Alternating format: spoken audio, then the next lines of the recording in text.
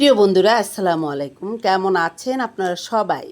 আশা করছি সবাই ভালো আছেন। বন্ধুরা, আমি হ্যাপি। আজ চলে আসলাম আপনাদের মধ্যে একটু কথা বলার জন্য। সেটা হচ্ছে আমার যত ভাই বন্ধুরা রয়েছে সবার জন্য অনেক টেনশান হচ্ছে আমার। যেটা হচ্ছে যে প্রত্যেক বছরই আমরা যারা ঈদের মধ্যে বাড়িতে যেতে চাই, মা বাবা ভাই বোন আপনজনদেরকে নিয়ে ঈদ করতে চাই, তাদের জীবনে অনেক ঝুঁকি থাকে। কারণ গত ঈদে দেখেছি যে জোড়া জোড়া ভাই এই পৃথিবী ছেড়ে চলে গিয়েছে। সেটা দেখে অনেক দুঃখ হচ্ছে, অনেক কষ্ট হচ্ছে। যার জন্য আমি চাই না আমার কোনো বন্ধুদের, আমার কোনো ভাই বোনদের সঙ্গে কোনো দুর্ঘটনা ঘটুক। তাই আমি আজকে সেই সতর্কমূলক ভিডিওটা দিচ্ছি। বন্ধুরা, যারা আপনারা গ্রামের বাড়িতে যাচ্ছেন আপনজনদের সাথে ঈদ করার জন্য, সবাইকে একটা অনুরোধ করব, আপনারা জীবনের থেকে সময়ের দাম বেশি দিতে যাবেন না। সবসময় আপনারা সময়ের থেকে জীবনের দাম অনেক বেশি দিবেন।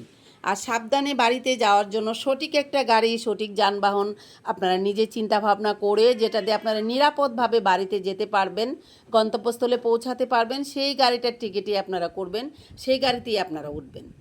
তো আমি দোয়া করব আপনারা সবাই যেন সঠিকভাবে ঠিকঠাকভাবে আপনাদের আপনজনদের কাছে পৌঁছে যান, আবার ঠিক সময়ে যেন আপনারা সিদ্ধান্ত জায়গায়, আপনাদের কাজের জায়গায় পৌঁছে যান। আপনারা যেন সবাই সুস্থ থাকেন।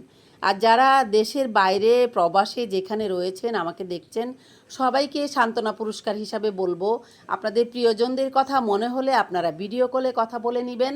কখনো কোনো মন খারাপ করবেন না, টেনশান করবেন না। টেনশান আপনার জীবনের জন্য অনেক ঝুঁকিপূর্ণ হতে পারে।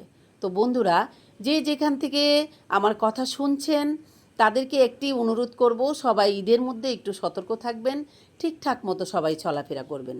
আর বন্ধুরা, ঈদের মধ্যে সমস্ত দোকানপাট বন্ধ থাকে, তাই আমি একটু মার্কেটে গিয়েছিলাম, কিছু ফল নিয়েছি, আদা রসুন নিয়েছি, কিছু শশা নিয়েছি। এই যে আমার বাচ্চা কেটে খাচ্ছে।